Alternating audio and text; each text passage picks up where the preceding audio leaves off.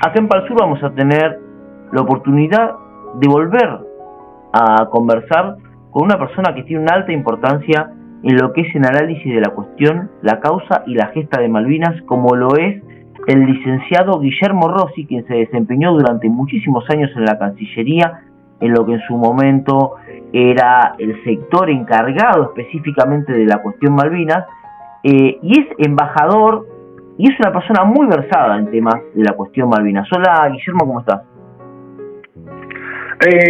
Buenas tardes, Luciano, y muchas gracias por esta nueva oportunidad de poder explicar temas tan llenos de alternativas y tan mal explicados por los medios masivos de comunicación. Exacto, vos sabés que para mí es una enorme oportunidad de mostrar a la gente, ¿no? Que hay personas como vos que se han dedicado toda su vida a analizar algunas cuestiones que son de alta importancia para la República Argentina, pero que a veces la cuestión comunicacional hace que en la búsqueda de sencillez se pierdan cuestiones muy importantes, que son las que vos no vas a hablar, de un tema muy actual como lo es lo que acaba de suceder con el Reino Unido y Chagos. ¿Qué es esta situación de que el Reino Unido ha iniciado un proceso de descolonización con Chagos? Comentanos un poco qué tiene que ver Chagos con Malvinas, qué es lo que sucede con el Reino Unido y Chagos. Bueno, en realidad tiene poco que ver una situación con la otra. A pesar de que, fíjate lo que es la curiosidad y la coincidencia increíble en la historia, ¿no? Que la resolución fundante de esta nueva etapa de la cuestión Malvinas es la resolución 2065 de la 20ª Asamblea de Naciones Unidas, que fue aprobada el 16 de diciembre de 1965. Y fíjate que el número que le sigue, la resolución 2066, o sea que fue votada media hora después, más o menos, es la resolución por la cual la Asamblea General, o sea, la representación de toda la comunidad internacional, que en esos momentos, en el año 65, estaba formada por aproximadamente 100 países, no 193 como hoy, es la resolución que condena la separación del archipiélago de Chagos de Mauricio, cometida por el Reino Unido como potencia colonial, ¿no? Fíjate lo que es. Pero fuera de esos detalles curiosos, no tiene mucho que ver un tema como con el otro. Te voy a explicar por qué.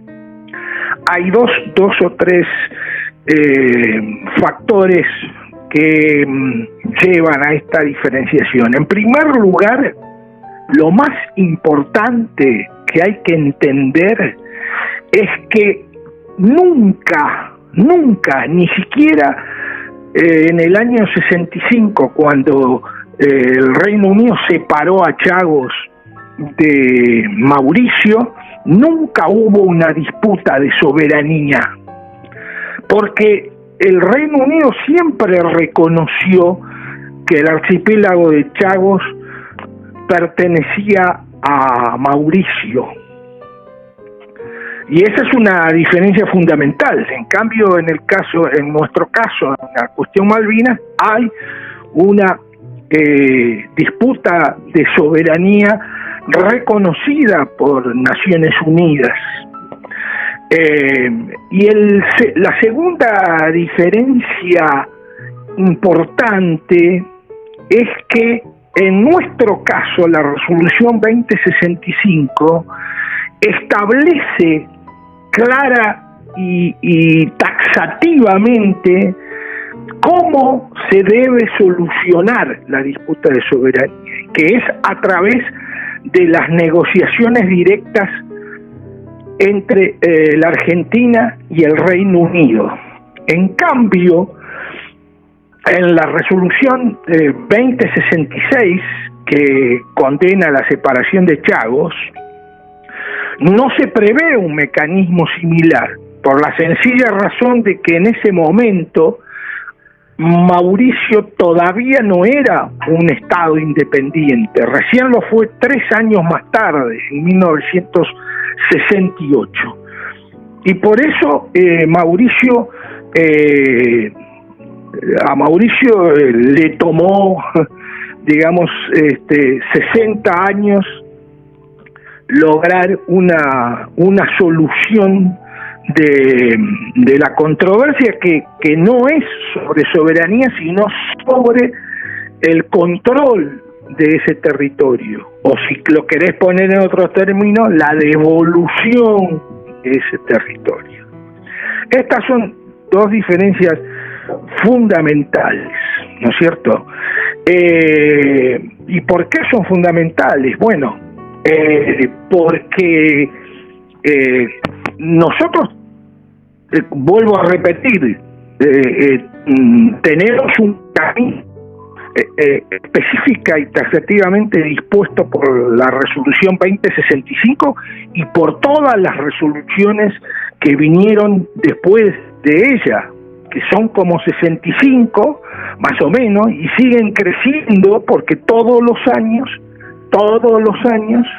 se aprueba una nueva resolución sobre la cuestión Malvinas, que siempre dice lo mismo, ¿no es cierto?, que convoca a las dos partes a reanudar las negociaciones sobre soberanía. En cambio, Mauricio no contaba con ese mecanismo y por eso se le hacía muy difícil llegar a una solución del problema. Pero finalmente llegó. Y para hacerla corta, para no andar, ¿por qué llegó? Bueno, fundamentalmente, en primer lugar, porque Mauricio cuenta con ventajas diplomáticas y de apoyo político que nosotros no tenemos. Estas son ya son diferencias no conceptuales, sino diferencias de procedimiento, ¿no es cierto? Claro. ¿Qué pasa? ¿Por qué el Reino Unido en 1965 separó el archipiélago de Chagos de Mauricio? Porque eso se vino al año siguiente, en el año 66, cuando comenzó a funcionar una base aeronaval conjunta estadounidense-británica en una de las islas del archipiélago de Chagos, que se llama Diego García, y que es el punto de apoyo, la base de sustentación de la séptima flota estadounidense, que es la que patrulla el Índico. Y imagínate que siempre tuvo importancia estratégica desde ya, pero fíjate ahora en la situación en la que estamos ahora, con la gravísima crisis que se está dando en el Medio Oriente, ¿no es cierto? Y esta base está, digamos, cerca en términos operativos de ese teatro de operaciones, ¿no es cierto? Porque con la tecnología que tienen las aeronaves actualmente, fundamentalmente, los barcos tardan un poco más en llegar, pero las aeronaves vos sabés que vuelan a miles de kilómetros por hora, entonces las distancias se acortan extraordinariamente. Por ejemplo, los Eurofighter que tiene el Reino Unido en Malvinas, ¿no es cierto?, que está a 600 kilómetros del punto más cercano, que es Río Gallegos. Bueno, los Eurofighter tardan 9 minutos en llegar a Río Gallegos. Así que estamos hablando de tensiones que la gente no está acostumbrada a manejar, ¿no es cierto?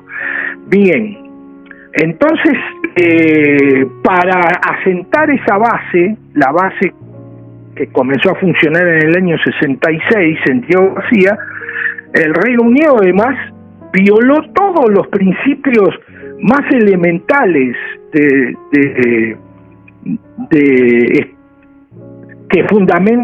en los que se tiene que basar la descolonización, porque expulsó a los 2.000 habitantes del archipiélago, los desembarcó en Mauricio y ahí los dejó, y nunca hubo una indemnización ni un plan de relocalización, ni se preocuparon por darles viviendas, ni compensaciones, ni nada, absolutamente nada. Recién los descendientes quizás de esos habitantes ganaron un juicio hará unos 10, 12 años en la sede judicial británica en Londres.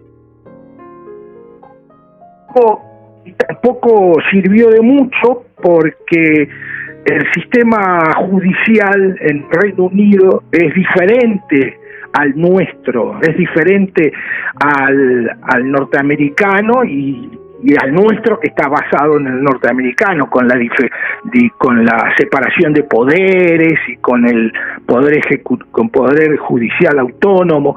Eso casi no existe en el Reino Unido, porque la última decisión la tiene el Comité de Justicia de la Cámara de los Lores, que por supuesto toma una decisión política y no jurídica. Sí. A tal punto sucede esto que la Corte Europea de Derechos Humanos, que funciona en Estrasburgo, condenó al Reino Unido por esta circunstancia en el año 2009, y el Reino Unido tuvo que responder de alguna manera a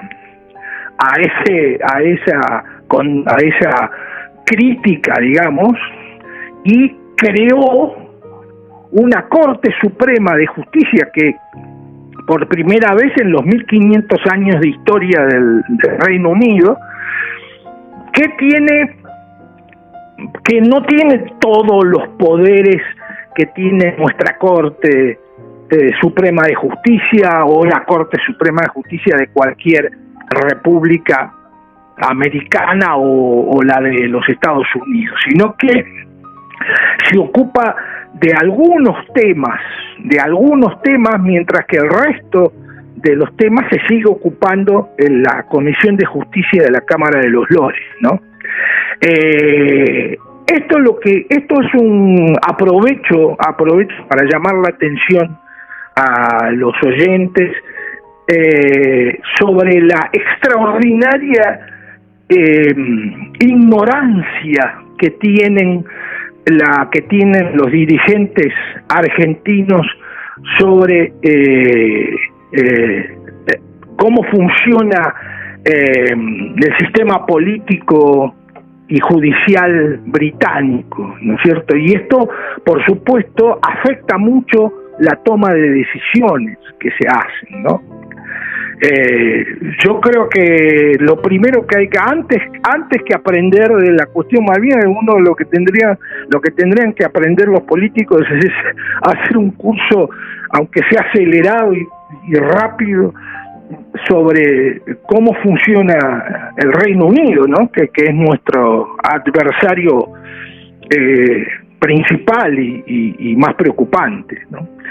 Bueno, estos son comentarios al margen. Bueno, vuelvo a la situación. Usted toda esta información que nos está dando ahora, usted durante su tiempo de embajador estuvo en contacto obviamente con personas de altísimo nivel vinculadas al Reino Unido. Porque usted yo tuve el privilegio y la suerte de negociar durante 15 años ininterrumpidos, de 1997 al 2011, con el Reino Unido, ¿no? En representación de nuestro país.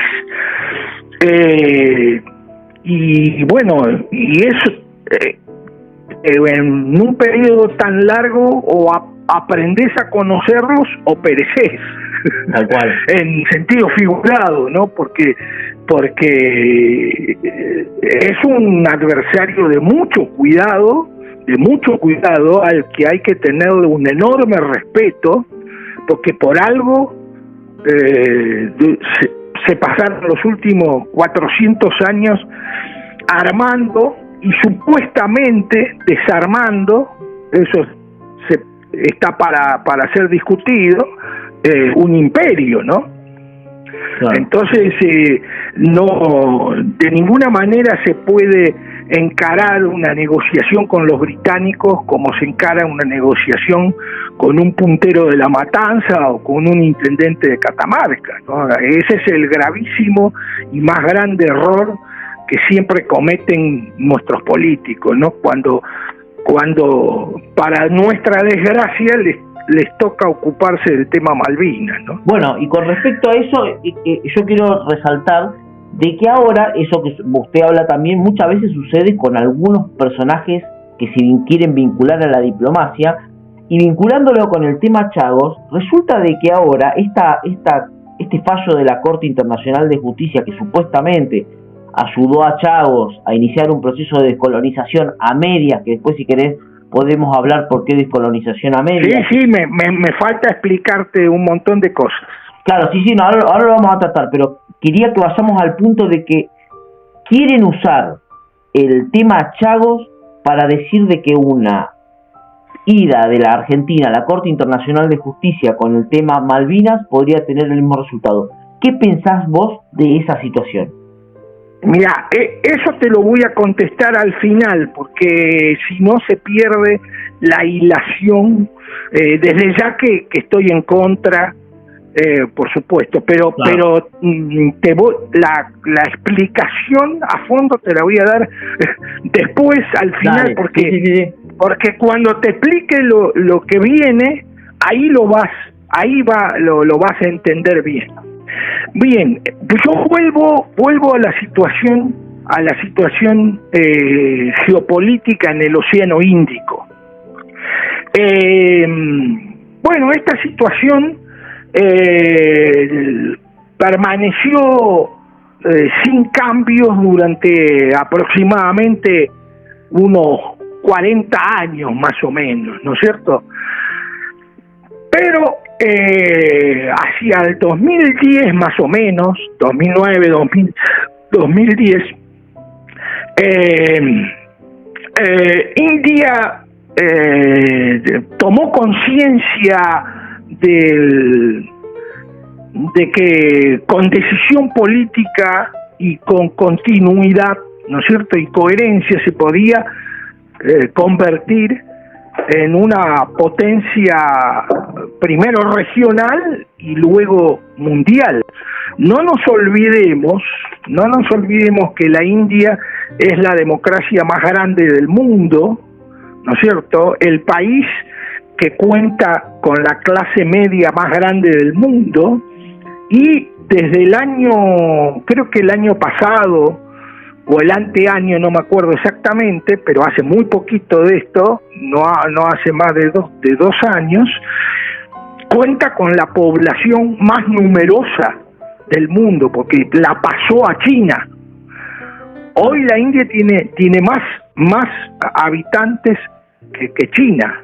Estamos hablando en los dos países, del orden de los 1.400 millones cada uno, más o menos, ¿no es cierto? Me faltan algunos millones, por supuesto, pero para que se tenga idea de lo que estamos hablando, ¿cierto? Son 30 Argentinas, ¿cierto? En un territorio, en el caso de la India, que es poco más grande que Argentina, no es mucho más grande. La India es como la Argentina más otra provincia de Buenos Aires. Eso es la India.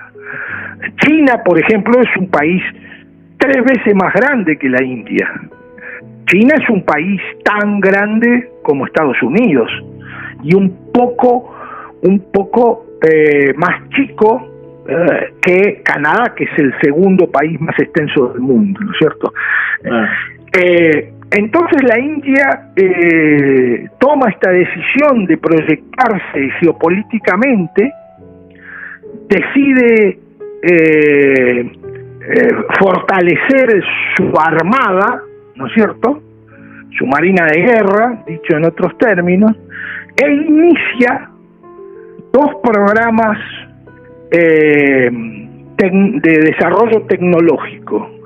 Uno es la construcción de sus propias aeronaves de combate, que ese es hasta donde yo sé, no soy un especialista, ¿no es cierto?, pero hasta donde yo sé, funciona bastante bien, si bien las aeronaves todavía no tienen el tamaño, la potencia, la envergadura de las potencias occidentales, ¿no es cierto?, principales, pero está en el camino, ¿sí?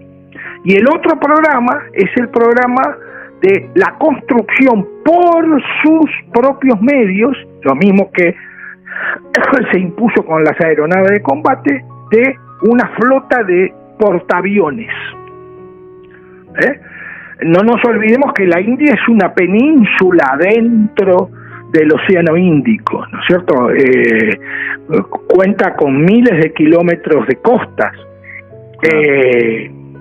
Y por supuesto también en esto juega obviamente la ya tradicional competencia geopolítica con Pakistán, ¿no es cierto?, ocasionada como muchos de los conflictos que preocupan internacionales, que preocupan al mundo, ocasionados por los británicos. Claro. Pero bueno, no voy a entrar en el análisis de la disputa por Cachemira, pero lo que sí tenemos que recordar es que la India y Pakistán desde que son independientes, desde el 15 de agosto de 1947, están en competencia geopolítica y geoestratégica y territorial, e incluso han tenido 3 guerras, ¿no es cierto? 2 guerras directas entre Pakistán y la India, y la guerra de independencia de Bangladesh, en la que la India apoyó a Bangladesh contra Pakistán, ¿sí? Bien, en ese marco de expansión geopolítica y naval, ¿no es cierto?, de la India, la India logra asentar una base naval en Mauricio propiamente, no en Chagos, porque Chagos es un archipiélago que está relativamente lejos de Mauricio. Claro, a donde habían puesto a los chagosianos, lo agarraron. Claro, Mauricio es una pequeña isla que está en el Océano Índico Occidental, entre Sudáfrica y Madagascar, ¿sí? Yo sé que cuesta entender porque son zonas que los argentinos no estamos. Igual voy a poner, quedate tranquilo, que yo voy a poner un mapa. Cuando vos estés hablando ahora, va a ir un mapa donde vos lo que quieras decir, yo lo plasmo en imágenes. Así que bien, pero vos fíjate qué sucede. También como consecuencia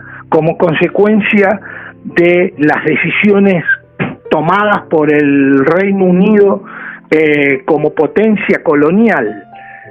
La mitad de la población de Mauricio es de origen indio. O sea que la relación entre Mauricio y la India es más o menos la relación que puede existir entre la Argentina e Italia, relación de cercanía familiar, de cercanía racial, si querés, de cercanía cultural, ¿entendés? Sí, tal cual. Esto no sucede por capricho. Entonces, en una isla que está cerca de Mauricio, pero digamos, llamémosle así, en la zona metropolitana de Mauricio, por llamarlo de alguna manera, no lejos, ¿no? Sino en las cercanías de Mauricio hay una isla que se llama Agalega, que obviamente, como el nombre lo indica, es un nombre portugués, porque Mauricio fue primero una colonia portuguesa, después fue una colonia francesa y después británica, ¿no?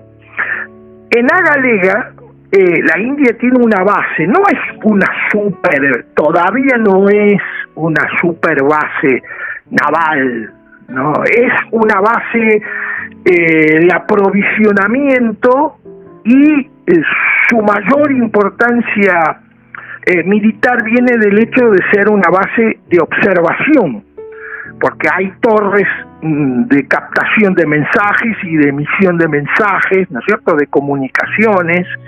Claro. Todavía no es una base naval como la que tenemos nosotros en Puerto Belgrano o las que uno ve en las películas norteamericanas, no sé, la base de San Diego, ¿no es cierto?, en California. O como la que tiene en Chavo el Reino Unido. Claro, es un punto de apoyo de la India para comenzar a proyectar su poder estratégico naval, ¿sí? Por supuesto, a nosotros también nos cuesta en la Argentina entender estos planes, porque estos desarrollos necesariamente se hacen a largo plazo, lo hacen clases dirigentes serias, responsables, y que no importa a qué partido político pertenezcan, como son políticas de interés nacional, las siguen un grupo dirigente detrás de otro. Nosotros no estamos acostumbrados a eso, porque nosotros cambia el gobierno y cambiamos apenas si no se animan a cambiar el sentido de circulación de las calles, ¿no es cierto? Porque después cambian todo lo demás, ¿no es cierto? Y eso hace que no tengamos continuidad en nuestras políticas y que no tengamos continuidad en la defensa de nuestros intereses nacionales. Entonces todo esto nos cuesta entenderlo a nosotros, porque no estamos acostumbrados a pensar en esos términos. Entonces, ¿qué pasa? La India obviamente está en una situación de competencia con esa base angloamericana que está en Diego García. No es que la India compite ahora, no es que hay una competencia o un conflicto. Son todas cosas que se plantean a largo plazo, a años, a décadas, ¿sí? Porque de otra manera no se puede hacer, ¿no es cierto? Entonces, ¿qué pasó con toda esta circunstancia? Favoreció a Mauricio, claro, porque Mauricio contaba a partir de ese momento con el apoyo de una potencia regional importante en Asia, ¿no?, y en el Océano Índico, y aspirante a jugar un papel global, ¿no es cierto?, claro, en los próximos años, ¿no? No nos equivoquemos con la India, porque nosotros estamos acostumbrados a que nos pasen en los noticieros la pobreza a la que tuvo que combatir o trató de combatir la Madre Teresa. Por supuesto que eso existe. Estamos hablando de más de 1.400 millones de personas. En ese semejante universo, ¿no es cierto?, que es el 15% de la población del mundo, hay de todo. Hay ultramillonarios, ¿no es cierto?, ultramillonarios, y hay ultrapobres, hay de todo. Y en el medio hay una clase media, ¿no es cierto?, de 600 millones de personas. Entonces, tenemos que abrir nuestra cabeza y nuestro entendimiento, no tenemos que quedarnos con las primeras imágenes, ¿no es cierto?, del naufragio. Entonces, a partir de ese momento, hace unos 10, 12 años, Mauricio empezó a contar con el apoyo de sus, llamémosle, sus primos, ¿no es cierto?, porque la mitad de la población de Mauricio es de origen indio, ¿sí? Y la India se preocupó, ¿no es cierto?, de lograr el apoyo del movimiento de no alineados. Estamos hablando de 110 países sobre un total de 193 que forman la Asamblea General de Naciones Unidas, para que apoyaran a Mauricio. Yo te cuento todo esto porque después, en base a todo esto que te estoy diciendo, yo te lo voy a contrastar con la situación argentina. Sí, por eso es importante, atento, estoy muy atento. Es importante que se retengan todos estos datos. Sí. Entonces, Mauricio, con el apoyo de la India y del movimiento de no alineados,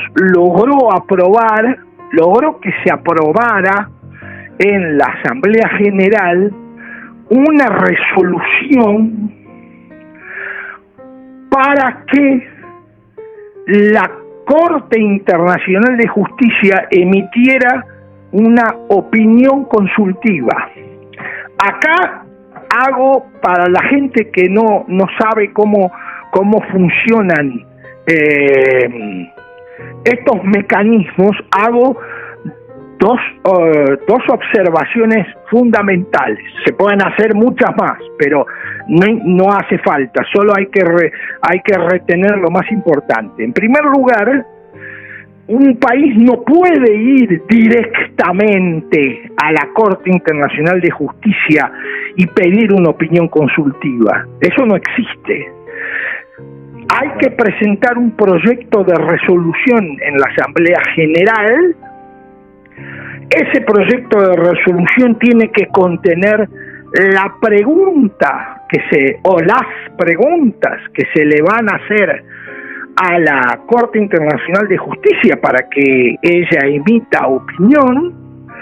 Por supuesto, tiene que ser aprobada por mayoría esa resolución, y recién ahí se produce el proceso de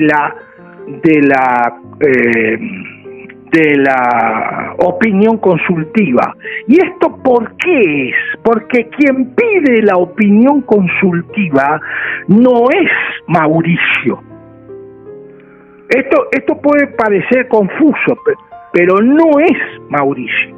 Claro. Es la Asamblea General de Naciones Unidas que le pide la opinión a la Corte Internacional de Justicia, para luego, cuando la Corte dé su opinión consultiva, la Asamblea General de Naciones Unidas tiene la obligación de tener en cuenta los principios y las observaciones que hizo la Corte Internacional de Justicia en nuevos casos o casos posteriores de descolonización. Claro. No es una obligación, es como una fuerte recomendación. Claro. ¿Sí? en primer lugar.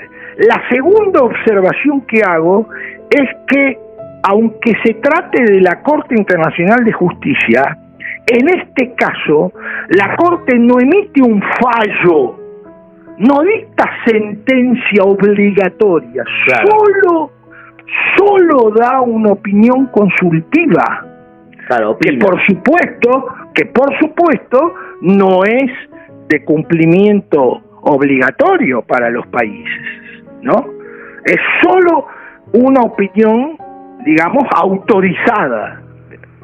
Claro. ¿Estamos en claro cómo es el procedimiento? Muy bien. La Corte Internacional de Justicia dio su opinión consultiva en 2019, que en términos no vamos a entrar en eso porque son páginas y páginas, no importa eso. Lo importante es que, digamos que en la opinión consultiva, la Corte Internacional de Justicia se mostró favorable a la posición de Mauricio. Claro. ¿Sí? El Reino Unido podía o no podía hacerle caso, digamos, porque la opinión consultiva, vuelvo a repetir, no es un fallo, no es de cumplimiento obligatorio. Entonces, pero reforzó la posición de Mauricio. Y ahí en esa opinión consultiva, donde incluso también nos presentamos nosotros, porque las opiniones consultivas están abiertas a la participación de todos los países de la comunidad internacional. Yo te voy a dar un ejemplo. En el año 2009 y 2010, yo formé parte de un pequeño grupo, que éramos 4, entre ellos el doctor Cohen, ¿sí?, que además nos conocemos hace 40 años porque fuimos compañeros de la facultad en Rosario, ¿no? Con el doctor Cohen nos conocemos desde que íbamos a la facultad en Rosario en los años 70. Bueno, es importante comentarle a la gente que porque una de las personas que plantea llevar Malvinas a la Corte Internacional de Justicia, además de generar un referéndum en Malvinas y dividir la provincia de Tierra del Fuego, es no casualmente Marcelo Cohen. Sí, claro, por supuesto, pero yo eso lo he discutido personalmente, de manera informal tomando café, y de manera formal en congresos y en simposios, no sé, 10 veces, por decirte algo. Los dos sabemos cuáles son las posiciones de cada uno, ¿no? Muy bien. Entonces, ¿en qué derivó esto? Derivó en que, si bien el Reino Unido no tenía obligación de acatar nada, pero le dio mucha fuerza negociadora a Mauricio. Entonces Mauricio fue y tocó la puerta, tocó el timbre, ¿no es cierto? Y luego de varios años de negociaciones, se acaba de llegar a un acuerdo entre Mauricio y el Reino Unido. ¿En qué consiste este acuerdo? ¿No es cierto? Y para saber en qué consiste, no hay que leer los diarios. Es lo mismo que pasa con la cuestión Malvinas. Si alguien no quiere estar mal informado en la cuestión Malvinas, no lea los diarios. Me refiero a los argentinos, ¿no? Por supuesto. Sí. Porque lamentablemente, los medios de comunicación, yo digo los diarios, me refiero a todos los medios. Ahora, además de los diarios, hay, no sé, 50... una cantidad interminable de portales, de todas esas cosas. 50 portales que uno puede consultar, pero que no son mejores que los diarios, ¿no es cierto? Porque los periodistas argentinos no se preocupan mucho por estudiar y aprender, y entonces se sienten capacitados para opinar sobre absolutamente cualquier tema, desde automovilismo con Colapinto a derecho internacional, en el caso de una grave disputa internacional, como sobre el Medio Oriente, como sobre medicina, y seguimos la lista, y son la misma persona que opinan sobre todos los temas. Eso en el mundo actual es absolutamente imposible. Tal cual. Es absolutamente imposible, porque suponete, si a mí me llaman, suponete que me llama una facultad, o me llama, no sé, un instituto y me dice, embajador, ¿por qué no nos da una conferencia sobre la crisis del Medio Oriente? Bueno, yo le decía, mire, mis fuertes son dos, porque son lo que es donde yo trabajé durante mi carrera, que son Malvinas y Europa Central. Del Medio Oriente, sí, sé, puedo explicar, puedo dar una clase, depende también del nivel de los oyentes, ¿no es cierto? Claro. Una cosa es tener alumnos secundarios y otra cosa es ir al colegio público de abogados, ¿viste? O sea, son distintos niveles. Pero no soy especialista en ese tema. Hay otros funcionarios, colegas míos y amigos míos de la Cancillería, que han trabajado años, como yo trabajé años en el tema de Malvinas, ellos han trabajado años en la crisis del Medio Oriente, tanto en la propia región como en Naciones Unidas, y que por supuesto saben mucho más de lo que yo puedo saber. O lo mismo puede pasar con el proceso de integración europea, o con el mismo Mercosur. Yo del Mercosur sabré algo más de lo que sabés vos, pero nada más, no, porque eso es lo que sucede en el mundo actual, ¿no es cierto? Bueno, en cambio acá nuestros periodistas hablan de todos los temas y con una autoridad y un desparpajo increíble, ¿viste? Porque no se le cae la cara de vergüenza. Muy bien, entonces, ¿en qué consistió esta solución a la que arribaron hace pocos días el Reino Unido y Mauricio? Bueno, en que el Reino Unido le devuelve, porque no nos olvidemos lo que dije al principio, no hay disputa de soberanía.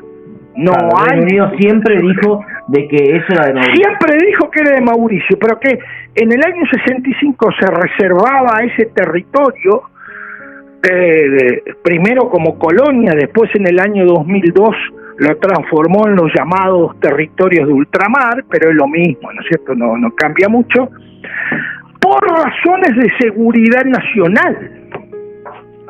Claro. Nunca dijo, no, este territorio es mío y Mauricio no tiene nada que ver. No, dijo, sí, es de Mauricio, pero yo me reservo el control por razones de seguridad nacional. Entonces ahora el Reino Unido le devuelve el territorio, o el control, más que el control del territorio, a Mauricio. Ahora, otra cosa, hay que tener en cuenta cuáles son las dimensiones de este territorio, porque no es que le devuelve la provincia de Santa Cruz, ¿no es cierto?, o la de Chubut. Estamos hablando de un archipiélago de atolones, ¿sí?, de atolones, o sea, que son atolones coralinos. El territorio en total tiene 60 kilómetros cuadrados, claro, ¿cierto? O sea, es menos, no sé, la mitad de un municipio normal en la Argentina. En Europa los municipios son mucho más pequeños porque tienen menos territorios. Pero, por ejemplo, la ciudad de Buenos Aires tiene 200 kilómetros cuadrados, ¿sí? Números redondos.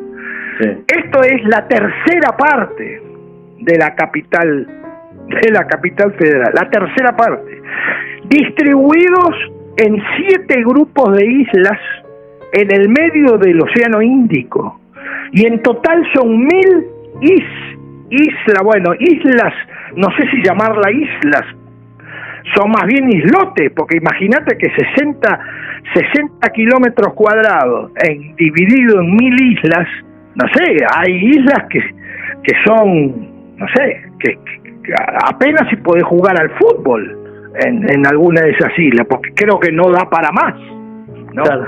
Entonces, no es que le entrega decenas de miles de kilómetros cuadrados y ahora van a ir 600.000 mauricianos o 100.000 mauricianos a poblar las islas. No, son islas de muy difícil población, porque además son extremadamente pequeñas, aisladas en el medio del Océano Índico. Muchas de ellas no tienen agua potable, que es un grave problema en esos casos, ¿sí? O sea que es más bien simbólico, es formal la entrega del territorio. Vos me dirás, pero ¿cómo? Entonces no es importante. Sí es importante, por supuesto que es importante, pero no toma la magnitud de lo que yo te decía antes. No es que le entrega 50.000 kilómetros cuadrados y surge una nueva provincia de Mauricio. No, de ninguna manera. Estamos hablando de islas, de una multitud de islotes muy pequeños, aislados en el medio del Océano Índico. Primera cosa, primera solución al problema. Segunda solución, tanto el Reino Unido como Estados Unidos van a seguir disponiendo de la base aeronaval de Diego García por 99 años. Antes, está bien, eso también es una ventaja, digamos, bastante importante para Mauricio, porque antes no había límites, ¿no es cierto? No había límites porque era territorio británico o controlado por los británicos, de facto, ¿sí? De jure, porque constituyó primero una colonia y después un territorio de ultramar, pero por eso no había plazo para la permanencia de la base.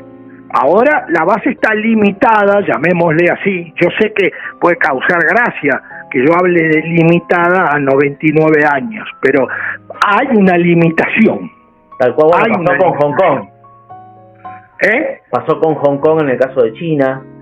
Exactamente, pero vos fíjate que así como vos, eso es lo que iba a mencionar ahora, lo iba a comparar con Hong Kong. Ahora, vos fíjate que para hacer el contraste con una situación similar, pero no exactamente igual, que te menciono la base de Guantánamo, la base que Estados Unidos tiene en Cuba, ¿sí? Que está en el extremo oriental de Cuba, la base de Guantánamo. En ese caso, a diferencia de lo que en su momento sucedía, no con Hong Kong, sino con una parte de Hong Kong. Ahora te lo explico, no importa, pero con una parte de Hong Kong. O como sucede ahora, desde hace pocos días, con el caso de Diego García, en el año 1000, cuando Estados Unidos le da la independencia a Cuba, en 1902, se hace entregar la base de Guantánamo. Y no hay limitación de tiempo. Mira. Ahí no hay limitación de tiempo. Por eso, por más que uno pueda coincidir en ese punto específico y puede tener con Cuba y puede tener simpatía con Cuba en ese punto específico, como yo la tengo, ¿no? Pero lamentablemente el reclamo que hace Cuba no tiene fundamento jurídico, porque el primer gobierno de Cuba, o lo que iba a ser el primer gobierno de Cuba, y firmó el tratado en 1902 y le dio Guantánamo a perpetuidad. Después está en Estados Unidos y quiere seguir disponiendo de esa base o devolverla, pero no tiene un límite de tiempo, como es en este caso en Diego García. ¿Y por qué quería hablar de Hong Kong? Porque fíjense una cosa, tanto que se habla en los diarios argentinos del triunfo de Mauricio y de la descolonización y que tenemos que seguir el ejemplo y todo eso. Fíjense el contrasentido. ¿Cuál es el contrasentido, Luciano? El contrasentido es que en 2024, ¿no es cierto?, en la era de la inteligencia artificial, ¿qué hicieron los británicos? Y recurrieron a una vieja solución. Recurrieron a una vieja solución colonialista e imperialista. Y copiaron el tratado con China de 1898. Porque Hong Kong es la isla, está formada por dos territorios. La isla, ¿no?, la isla Victoria, que es una isla que está frente al continente, que esa fue conquistada por los británicos durante la Primera Guerra del Opio en 1840. ¿No es cierto? Porque siempre recordemos cómo se hizo potencia y cómo hizo su riqueza el Reino Unido. Nunca olvidemos eso. La hizo sobre tres pilares. Primero, la piratería, ¿sí? Y los españoles pueden dar buena cuenta documentada de ello, ¿sí? Que durante 240 años tuvieron que soportar la piratería inglesa y luego británica. El segundo pilar del crecimiento de la vieja Inglaterra de los siglos XVI y XVII y XVIII, ¿cuál era? El tráfico de esclavos. ¿Sí? Muy bien. ¿Qué es lo que dice, por ejemplo, cuando terminó la Guerra de Sucesión Española? ¿Qué dice el tratado entre el Reino, Gran Bretaña y España? Dice muchas cosas, pero una de las que dice es muy interesante. España le concederá a Gran Bretaña un estanco para el tráfico de esclavos en Buenos Aires. Mirá. Muy bien. Por supuesto, ¿qué pasó con ese comer? Existió, por supuesto, que existió el estanco, y por supuesto que los británicos trajeron esclavos. Por supuesto que sucedió. Pero por las características climáticas del Río de la Plata y no solo del río, sino también del Tucumán, ¿no?, del noroeste argentino, que en esa época era la gobernación del Tucumán, no funcionaban, la economía por razones climáticas no funcionaba como en Brasil o en el Caribe o en el sur de Estados Unidos, ¿no es cierto? No hacía calor para el desarrollo de los cultivos, llamémosle tropicales, como el tabaco, el algodón, ¿no es cierto?, el cacao, el café y tantos otros cultivos tropicales. Entonces, acá no hubo tanta necesidad de mano de obra esclava porque la economía no lo requería, ¿sí? Y no fue un éxito comercial desde ese punto de vista, ¿no? Dicho esto, con los estándares de aquella época, no con los estándares de hoy, ¿sí? Pero fíjate cómo todo se relaciona.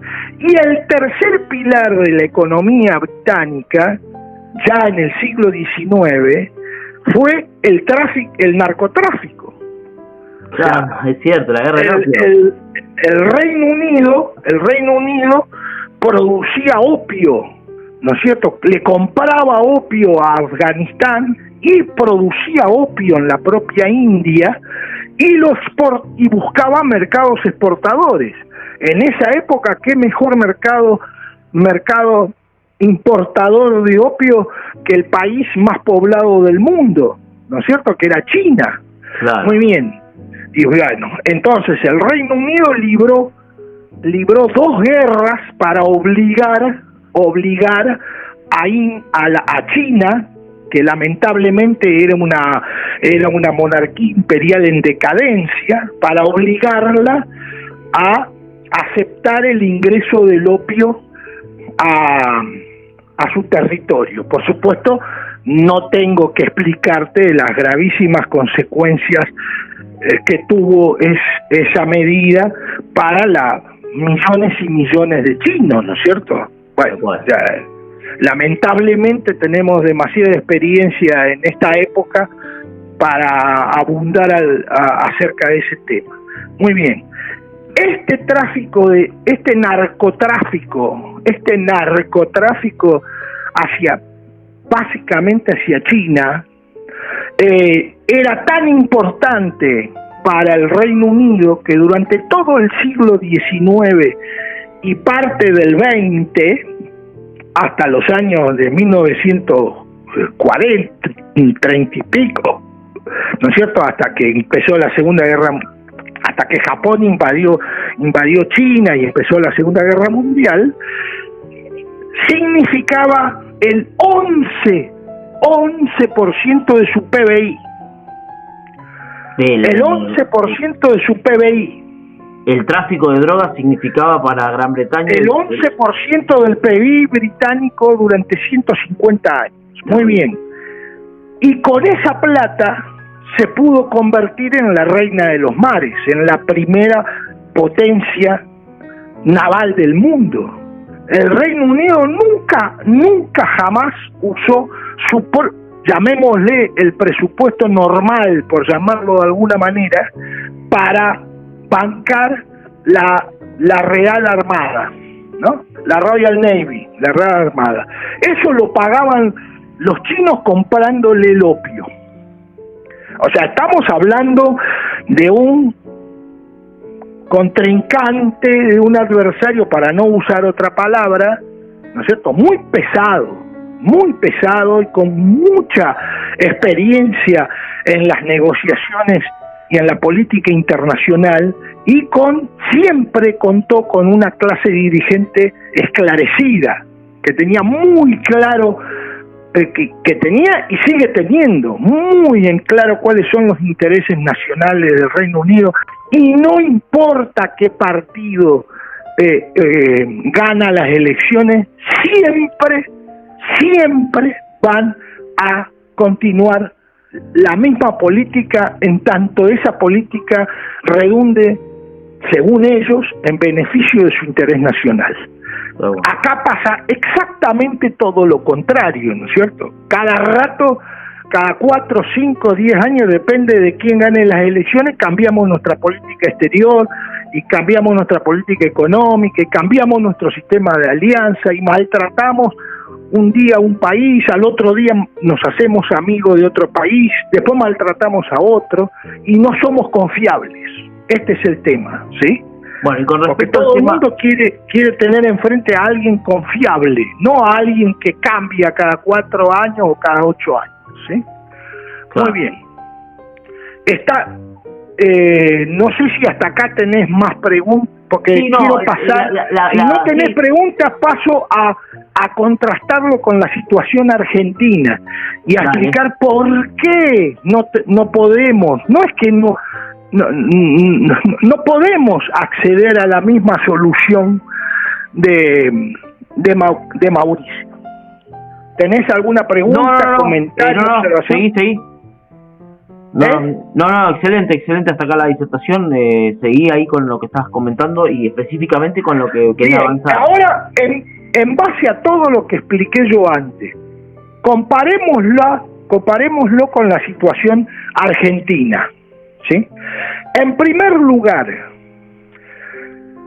nosotros tenemos una potencia o un grupo de potencias decididamente favorables a nosotros para emprender un proyecto como el que hizo Mauricio con el pedido de opinión consultiva, porque vos tenés que ir a la Asamblea General y ganar y obtener la mayoría de 193 votos.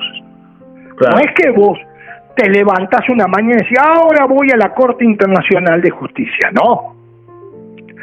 Solo, te digo porque yo intervine, te empecé a contar y no terminé de contarte, y pido disculpas porque a veces me desordeno.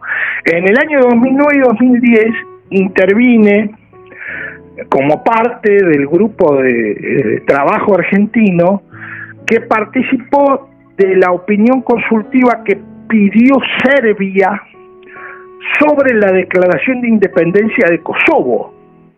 Mira. Y hicimos 2 presentaciones, porque puede intervenir cualquier país de Naciones Unidas. Bueno, ahora ya de la comunidad internacional, porque el único país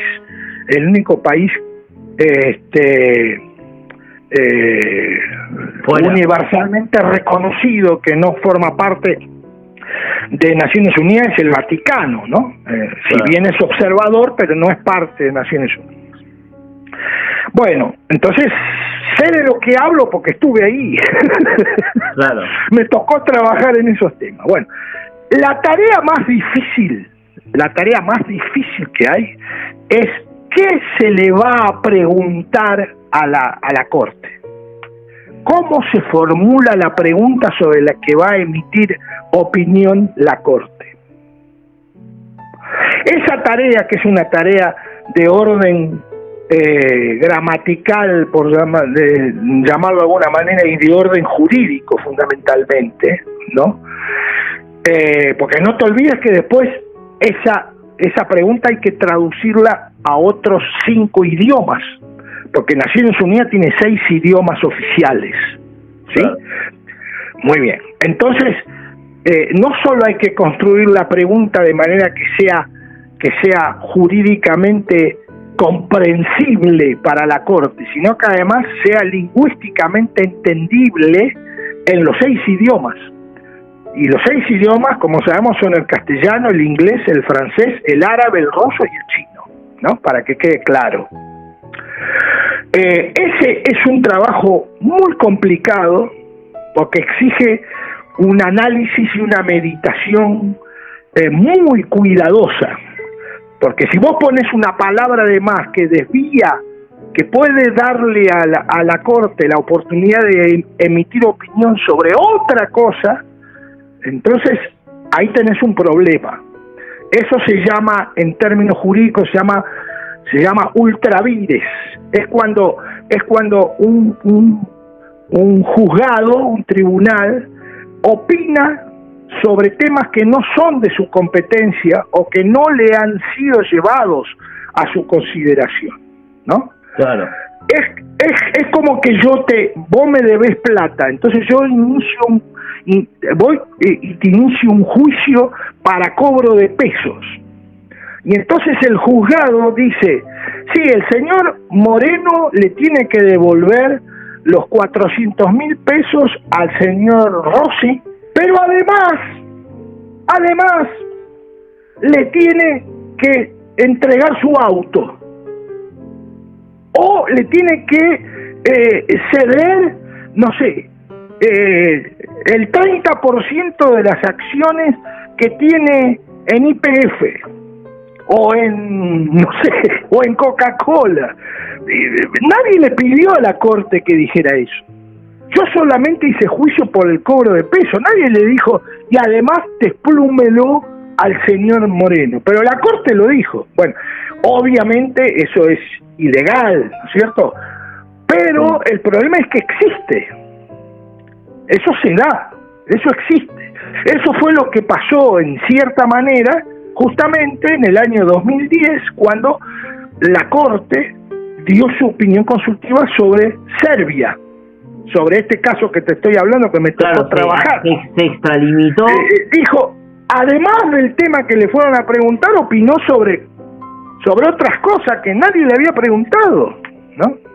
Esto no digo que suele, pero puede pasar. Por eso la formulación de la pregunta es un trabajo intelectual agotador, es muy exigente y es difícil de hacer, ¿sí? Claro. Una vez que tenés la pregunta, supongamos que entre tanto vos vas, que te lleva, no sé, 2 años, por decirte algo. Entre tanto, nuestra misión en Naciones Unidas va ablandando a las otras delegaciones y va tratando de captar los votos a favor para una cosa así, ¿sí? Para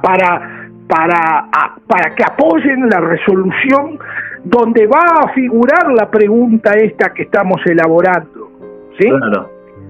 Bueno, vos te das cuenta que decir no voy a la corte es una ligereza absoluta, ¿no es cierto? Claro. Es como si yo digo vos no te hagas problema, yo me compro, voy a Japón y me compro la Toyota. ¿Viste? Vos decís, pero este tipo está loco. Dice, no, vos sabés, Luciano, me gané la grande, ¿no? Me gané el King 6 o el Loto y ahora tengo ganas de ir a Japón y comprarme la Toyota. Pero decís, pero este tipo, ¿qué tiene en la cabeza, no? Porque, ¿cuánto ganó? Porque, ¿qué va a comprar? ¿Qué va a comprar? El portón de entrada de la Toyota, porque para otra cosa no le va a alcanzar, ¿no es cierto? Bueno, esto es lo mismo. Esto es un proceso que tiene que ser manejado con mucho profesionalismo, con vistas a años hacia adelante,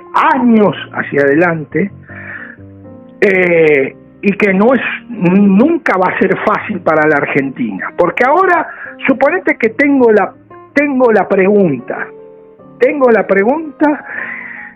y me parece a mí, eso nunca lo vas a saber hasta el momento en que se vota, pero errado o no, nuestros dirigentes, el presidente y el canciller y los secretarios de Estado en la Cancillería, creen que tienen el apoyo suficiente, ¿no es cierto?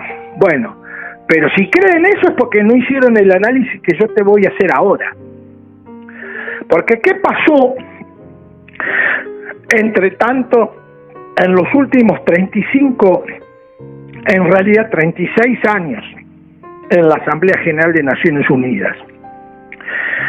En los años 80, entre 1982 y 1988, cuando la Argentina iba todos los años iba y llevaba un proyecto de resolución de apoyo, ¿no es cierto?, a su posición en Malvinas, y lo llevaba a la Asamblea General, la situación geoestratégica y por lo tanto la relación de votos en la Asamblea General era otra. En primer lugar, no había 193 países miembros, había más o menos 150, número redondo, ¿no? Para poner un número redondo, o sea, había 45 países menos, ¿sí? En segundo lugar, existía la Guerra Fría y por lo tanto existían dos bloques claramente diferenciados, ¿sí?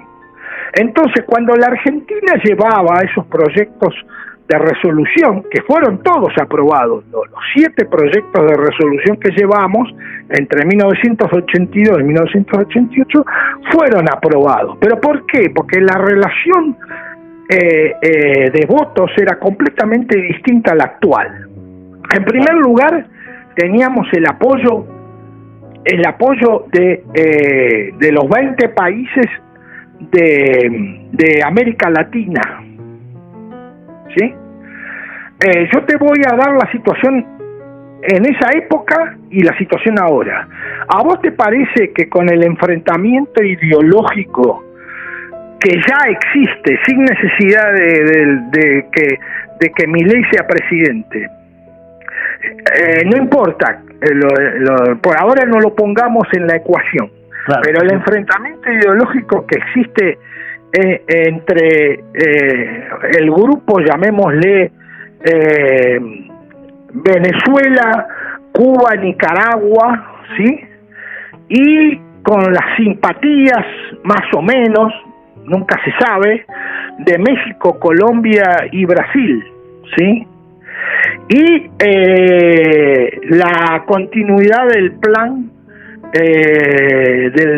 ALBA, por el cual Venezuela le cede petróleo barato a todas las islitas anglófonas, a las 11 islas, bueno, 10 islas, y Belice y Guyana, no, bueno, Guyana no, porque ahora están peleados por el Esequibo. A las 10 islas anglófonas y a Belice, también anglófono, pequeños paisitos del Caribe, a los cuales Venezuela le da petróleo barato, y en algunos casos, depende del país, en algunos casos, no sé si ahora sigue, pero antes se lo regalaba, ¿sí? En algunos casos. ¿A vos te parece que existe la suficiente unidad como existía en los años 80, cuando esos países recién se estaban, la presencia de esos 12 países anglófonos, que además son miembros de la Comunidad Británica de Naciones, todavía no era importante en el grupo latinoamericano? ¿A vos te parece que hoy estamos en la misma situación que en 1982 o en 1985? Con el tremendo enfrentamiento ideológico que existe ahora, con la ruptura total de relaciones con Venezuela, por ejemplo, que es un país muy importante para nosotros. Por ejemplo, como Venezuela nos apoyó irrestrictamente en el 82, ¿no es cierto?, igual que Perú y Panamá, que fueron los países que más nos apoyaron, ahora estamos peleados a muerte, con razón o sin ella. Yo no voy a analizar eso, yo analizo hechos, claro, ¿no? Entonces, tradicionalmente, durante 40 años, el proyecto de resolución lo presentaba Venezuela en Naciones Unidas, junto con otros países, junto con Bolivia, con Chile, a veces salía uno, entraba otro, ¿no es cierto? Pero siempre Venezuela.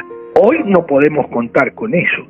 Y peor aún, no podemos contar con la unidad del bloque latinoamericano. Así que no sé si tenemos los 20 votos del grupo latinoamericano. Primer punto. Segundo punto. Había Guerra Fría y por lo tanto existía el bloque soviético o el bloque socialista, que más o menos entre los países propiamente socialistas y los países que eran aliados, como por ejemplo, pero que no formaban parte formalmente del bloque, como por ejemplo Etiopía, Yemen del Sur, que ya no existe más, por ejemplo Yemen del Sur no existe más, Mozambique, Angola, Congo, Siria, que eran países cercanos, ¿no es cierto?, al bloque soviético, más los países propiamente del bloque soviético, ¿no? Todos los países del Grupo Oriental, Cuba, Mongolia, Corea del Norte, etcétera. Hoy ese bloque no existe más, hace 34 años que no existe más.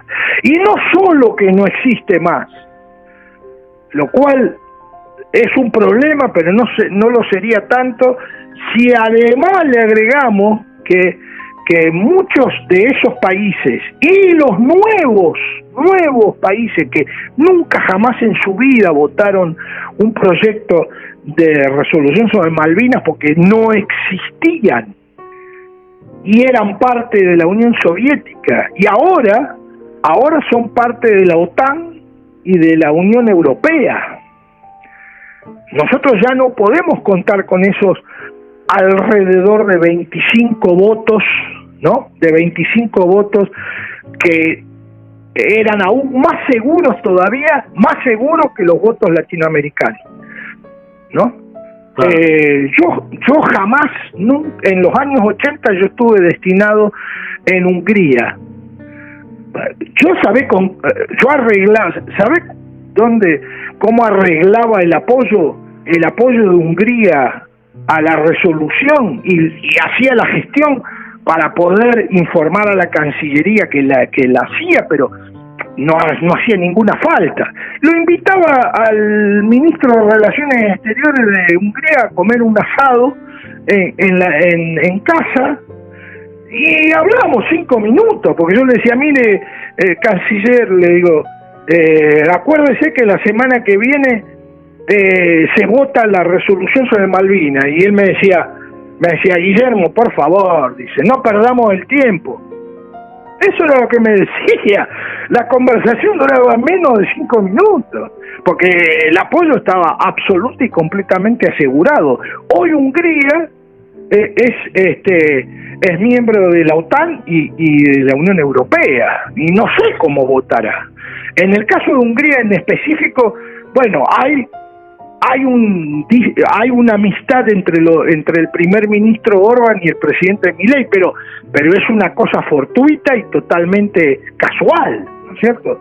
Pero no existe lo mismo con Rumania, o con Bulgaria, o con Croacia, con Eslovenia, con Eslovaquia, ¿no es cierto? Así que esos 25 votos que eran incluso, si se puede ver, más seguros aún que los 20 votos latinoamericanos, porque, por ejemplo, en el año 82 Colombia se abrió totalmente. Colombia no nos apoyó en nada, absolutamente para nada, ¿no? Claro, para darte un ejemplo. En cambio, los votos del bloque socialista y sus aliados los teníamos siempre los teníamos, para lo que se necesitara. Entonces, tenemos un bloque latinoamericano, digamos, desunido, enfrentado ideológicamente, ¿no es cierto? Y en muchos casos, en algunos casos, con muchas dificultades para ir a pedirle apoyo en un tema tan importante como es la cuestión Malvinas. Imagínate que el presidente Petro de Colombia hace 20 días atrás, menos, 15 días atrás, ocupó parte de su discurso ante la Asamblea General de Naciones Unidas para criticar a Milei, no para criticar a la Argentina, no para decir la Argentina hizo esto o dejó de hacer lo otro, no, empleó parte de su discurso para criticar al presidente de Argentina en persona, una cosa absolutamente fuera de todo registro histórico en Naciones Unidas. Eso no pasó nunca, ni siquiera durante la Guerra Fría. Terrible. Nunca pasó. Entonces vos vas y le pedís el apoyo para Malvinas, o a Venezuela vas, no tenemos ni embajada ya siquiera, no sé cómo le pedí el apoyo. Bueno, están las embajadas en Naciones Unidas, no sé si los venezolanos nos dirigirán la palabra, eso no lo sé, ¿viste? Me parece que no, tengo muchas prevenciones. O a Nicaragua o Cuba, que estamos todo el tiempo, ¿no es cierto?, acusándolo, más allá de que tengamos o no tengamos razón, no importa, yo lo miro desde la óptica de Malvinas, claro. No estoy hablando de eso, pero estamos todo el tiempo criticando, ¿no es cierto?, a las reales dictaduras latinoamericanas y sus amigotes y cercanos. No hay mucho espacio para ir para asegurarse los 20 votos del grupo latinoamericano. Los 25 votos del bloque socialista directamente ya no existen más. No es que quedaron 3 o 4, no existe más. Tenés que ir país por país, ¿sí? Y tercera observación, y con esto termino para no aburrir a la gente. Tercera observación y muy importante. En esa época, hasta el año 1992, la Argentina formaba parte del movimiento No Alineados. Acuérdense que yo mencioné como uno de los pilares fundamentales del éxito, llamémosle así, de Mauricio, que India movilizó al movimiento de No Alineados que es importante por el número, son 110 países.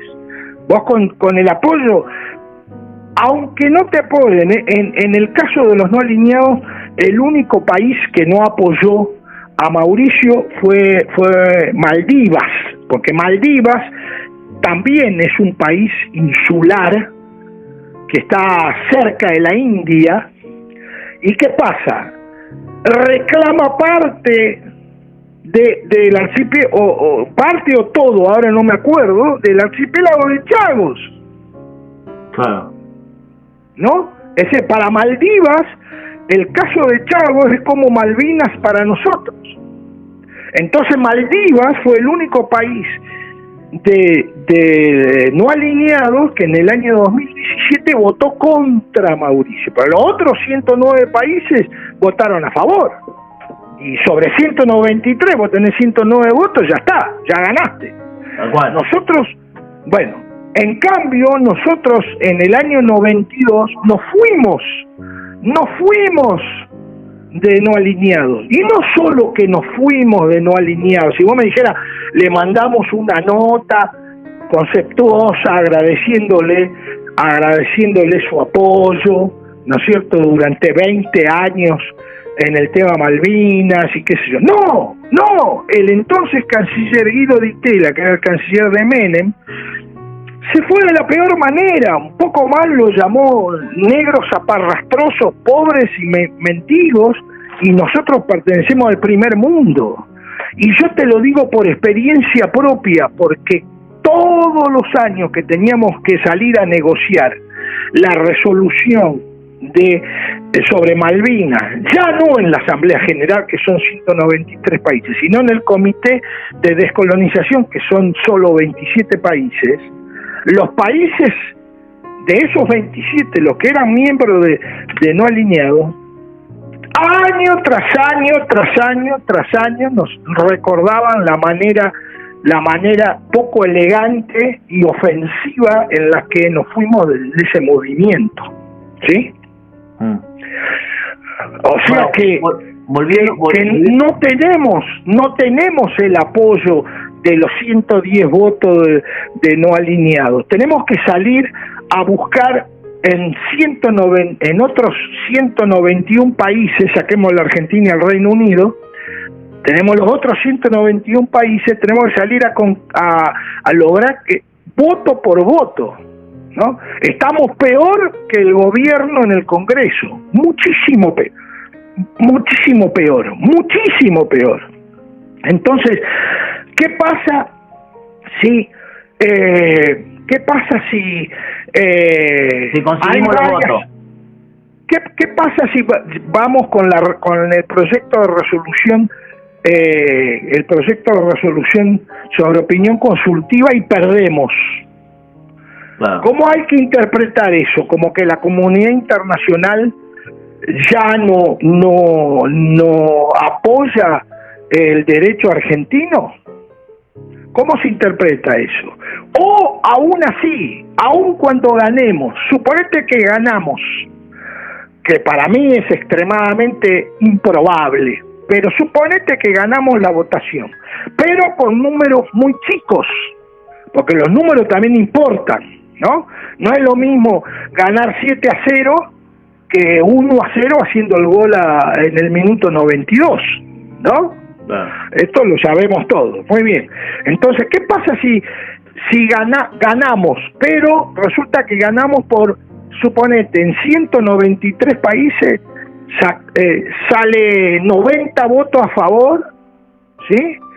30 votos en contra, porque el Reino Unido logra sumar aliados de la OTAN, de la Unión Europea, y algunos de la Comunidad Británica, ¿no? Entonces ahí 90 votos a favor, 30 en contra y los otros 70 se ausentan. Sí. Vos con 90 votos sobre 193, ¿te sentís respaldado? Ganaste la votación, pero ¿te sentís respaldado? Entonces, yo lo que digo es lo siguiente: si nosotros no tenemos absolutamente ninguna necesidad de ir a la Corte de Justicia para pedirle ninguna opinión consultiva, nosotros tenemos una resolución, la 2065, que es infinitamente superior a la 2066 que tenía Mauricio. ¿Por qué infinitamente superior? Porque ahí le impone obligaciones tanto al Reino Unido como a la Argentina. Negocien hasta la solución definitiva de la disputa. ¿Qué le vas a preguntar a la Corte? Porque ese es el problema. ¿Qué le vas a preguntar? Si ya tenemos lo que tenemos que hacer. Lo que tenemos que hacer es negociar país a país. Muy bien, ¿por qué no lo estamos haciendo? Bueno, no lo estamos haciendo, para no hacerlo muy largo, por dos factores fundamentales. En primer lugar, porque nosotros, por algo sucedió lo del 82. No voy a emplear ninguna palabra que me pueda incriminar, ¿no es cierto? Pero por algo pasó lo de 1982. Claro. ¿Sí? Y por algo hay una resolución del Consejo de Seguridad, la 502, del 2 de abril a la tarde, que dice: evacúen, ¿sí? ¿Nosotros evacuamos? No evacuamos nada, nos quedamos. Muy bien. Entonces, gravísimo error cometido por la dictadura militar, ¿no es cierto?, que nos puso, nos guste o no nos guste, esto la gente lo tiene que entender. Una cosa es la opinión propia y la valoración propia, y otra cosa es la valoración del otro, y más aún si el otro tiene el derecho internacional de su lado. Esto hay que entenderlo, ¿no es cierto? Entonces, cometimos un gravísimo error que todavía estamos pagando y lo seguiremos pagando por muchas décadas más, que fue el 82, ¿sí? Desde el punto de vista diplomático. Sí. Y luego, durante los siguientes 40 años, nos dedicamos, los sucesivos grupos dirigentes se dedicaron a destruir económicamente a la Argentina, a desvalorizar el prestigio de la Argentina en el mundo, ¿no es cierto?, a hacerla más débil, a afectar gravemente la operatividad de sus Fuerzas Armadas y a cambiar de política en el tema Malvinas cada gobierno, e incluso aún dentro, en algún caso, como sucedió en el caso en el 2011, en que la misma presidenta tuvo una política antes del 2011 y no digo que fue totalmente contraria, pero le introdujo importantes modificaciones en nuestra contra, a partir del 2011. O sea que no solo cambiamos de política de gobierno a gobierno, sino en algún caso hasta dentro del mismo gobierno. Claro. Y por eso la Argentina no tiene ninguna necesidad de ir a ninguna Corte de Justicia ni a pedir ninguna opinión consultiva, porque no va a obtener nada mejor de lo que tenemos.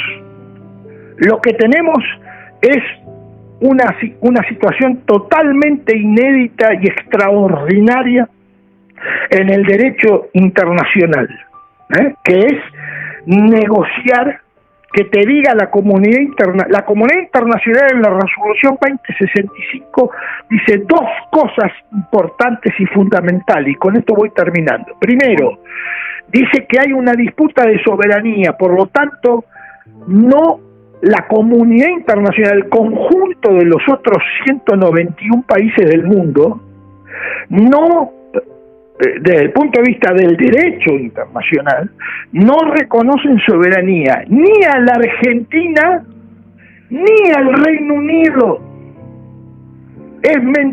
Mienten deliberada y escandalosamente el Reino Unido cuando dice: no tengo dudas de la soberanía sobre las Islas Malvinas, y bla bla bla, y sigue la.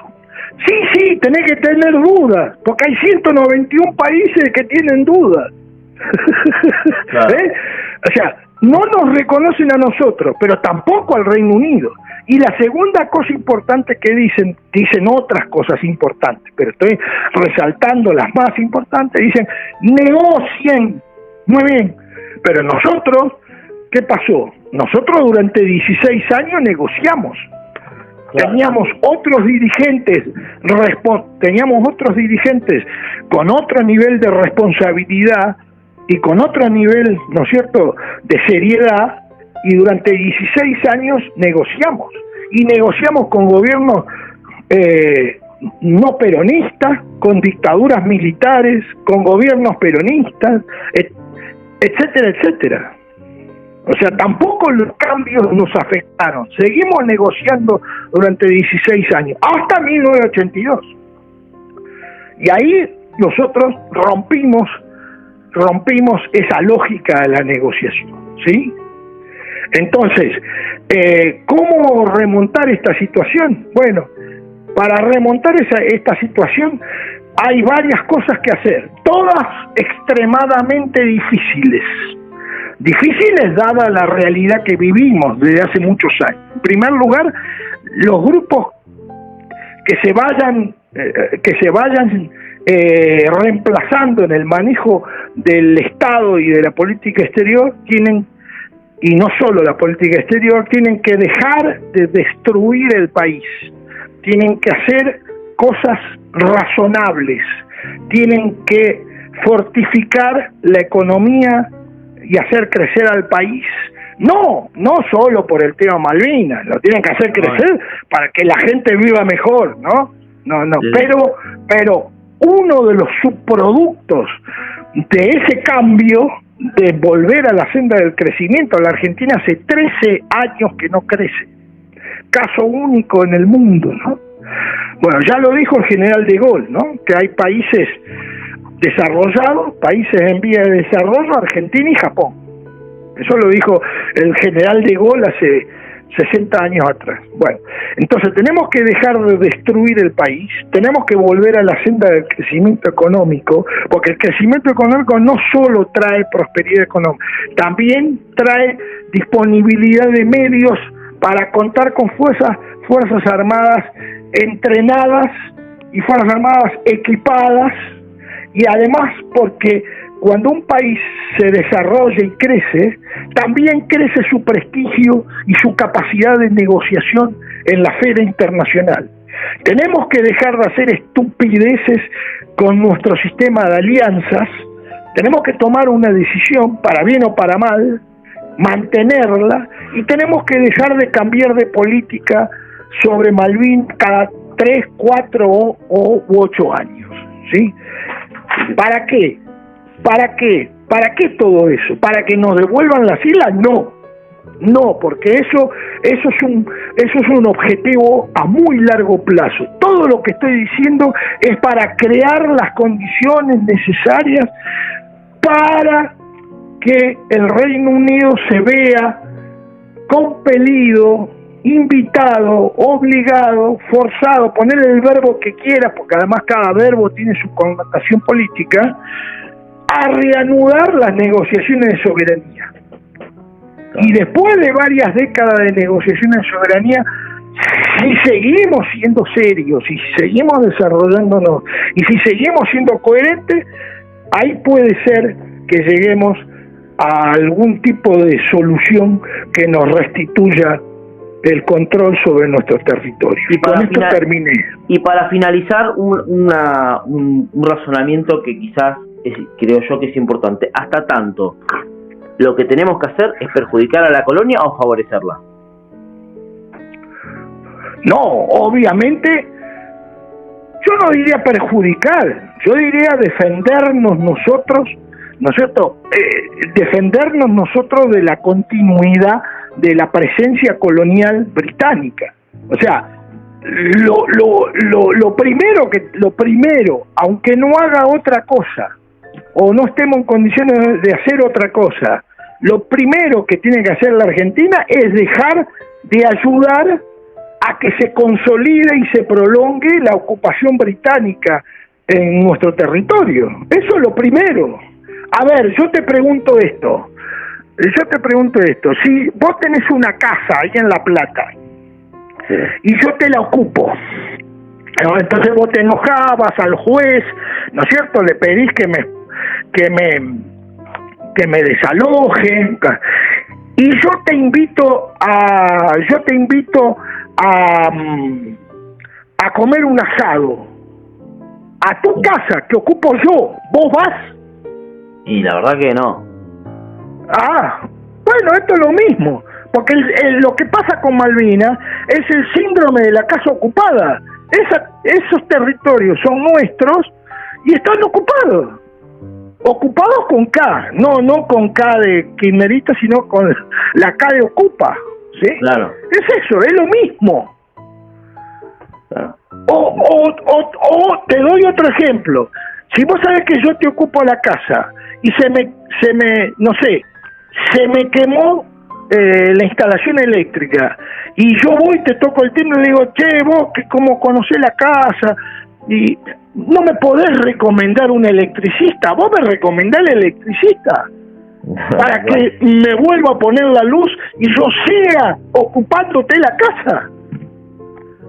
Sí, tal cual. O me mandás a juntar papas a Villa Elisa para no ser grosero. Sí.